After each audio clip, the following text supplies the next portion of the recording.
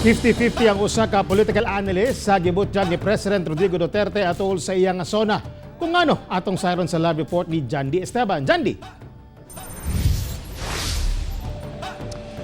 Tek ni tungod wala matud pa malatag sa SONA ang mga detalye sa COVID-19 response sa gobyerno. 50-50 ang political analyst ug professor sa Ateneo de Davao University nga si Ramon Beleno III sa State of the Nation address ni Presidente Rodrigo Duterte kagahapon. Nagustuhan kuno niya ang pagdiskas sa Pangulo labot sa iyang mga legasiya sama sa pagbatok sa kriminalidad, korupsyon ug kampanya kontra illegal drugs. Apan napakyas daw kini sa paghatag og direksyon sa pagbatok sa COVID-19. Wala sab daw na mention sa presidente ang klarong plano sa gobyerno alang sa mga apektadong gagmayng negosyante. Kung ano yung mga promises niya nung kanyang campaign, medyo mini-mention niya. Except for, of course, yung federalism, hindi niya na-mention. Unfortunately, nag-mention lang siya ng mga bits and pieces ng pwedeng gawin ng ating gobyerno. For example, yung CURE, yung ARISE, Bayanihan 2.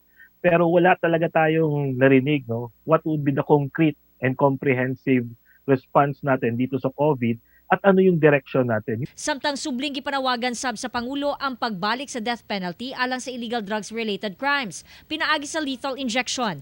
Pero for me, hindi talaga deterrent. So, may mga bansa na nagsasabi talaga na hindi siya deterrent, so hindi siya nagpapabawas ng commission. No? And meron din tayong number 2, may problem din tayo sa ating justice system.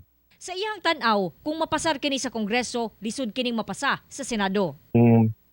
I-certify nyo as urgent talaga, baka maipasa. No? We don't know kasi meron naman talaga siyang super majority sa Kongreso. Yun lang nga, medyo mahihirapan lang dyan sa Senado. Pero sa statement sa PRO 11, suportado nila ang death penalty kay makatabang matud pa kini sa pagkunhod sa kriminalidad. Samtang mipadayag usab ang katawhan sa ilahang gustong mapadayon o matutukan nga mga programa sa nahabiling duha ka tuig sa Pangulo. Mga poverty program para at least sa mga tao dili na kay maglisod. Ay ang mga proyekto niya diri sa Mindanao. Number 1, Mindanao Railway.